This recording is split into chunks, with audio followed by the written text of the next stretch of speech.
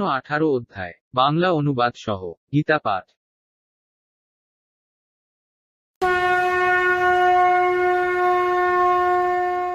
শ্রীমদ্ ভগবত গীতা প্রথম অধ্যায় বিষাদ যোগ।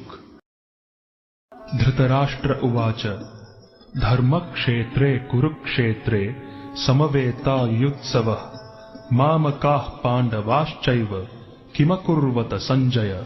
ধৃতরাষ্ট্র জিজ্ঞাসা করলেন, হে সঞ্জয়, ধর্মক্ষেত্রে যুদ্ধ করার মানসে সমবেত হয়ে আমার পুত্র এবং পাণ্ডুর পুত্রেরা তারপর কি করল?